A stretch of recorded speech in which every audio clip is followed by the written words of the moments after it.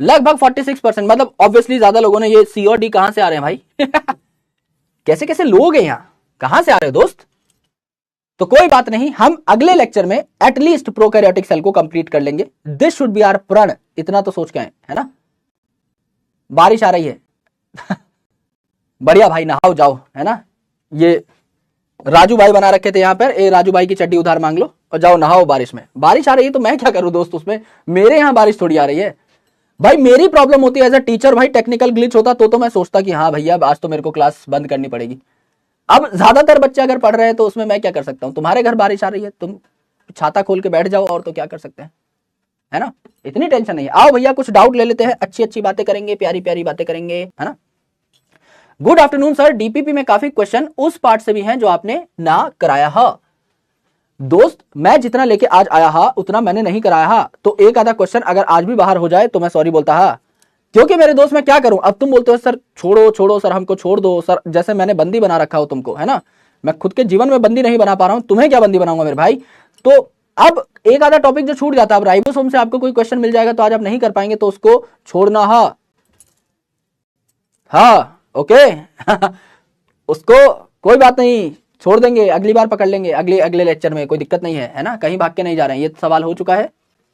Sir NCERT read कैसे करें, NCERT अपनी आंखों के सामने खोलें और ऐसे रीड करें।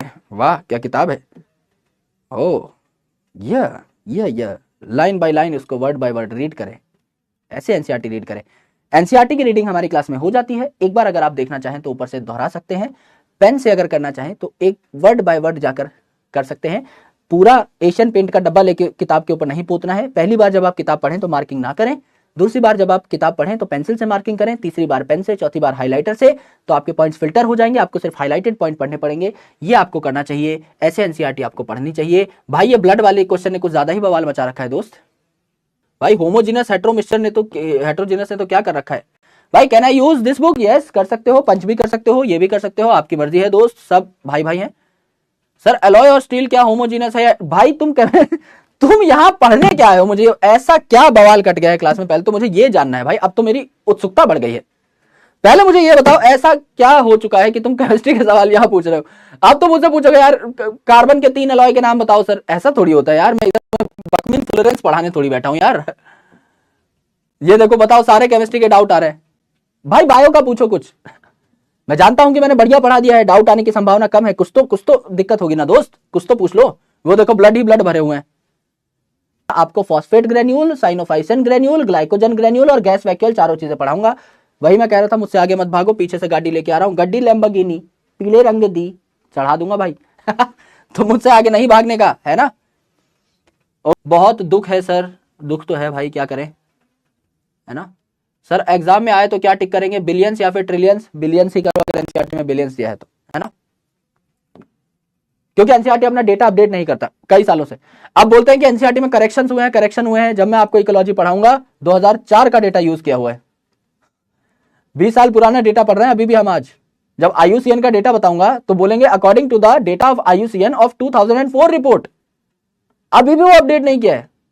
इतना पुराना डेटा ले रखा है यार, तो क्या बताए। तो बिलियन का ट्रिलियन करने में मान के चलो कम से कम 30 साल तो दे भाई उनको बाबू राव की तरह कम से कम 30 साल तो देनी पड़ेगी, तब जाके डेटा अपडेट होगा इतनी झटके से एनसीईआरटी अपडेट कर दे तो भाई क्या ही होना है ना।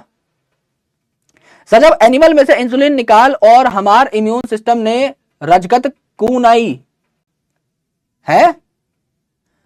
सर जब एनिमल में से इंसुलिन निकल और हमर इम्यून सिस्टम ना रजकत क्यों नहीं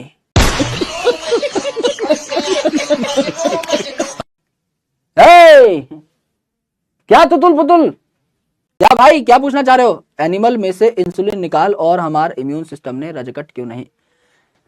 सर डेली क्वेश्चन कौन सी बुक में सॉल्व करना चाहिए, आपको एनसीईआरटी पंच में सॉल्व करना चाहिए, राजू की कसम, है ना, बहुत अच्छी किताब है, वरना राजू भाई की कल लाश ही मिलेगी भाई कल अगर आपको मेरी स्लाइड में राजू भाई जिंदा दिखा, इसका मतलब अच्छी किताब है ना।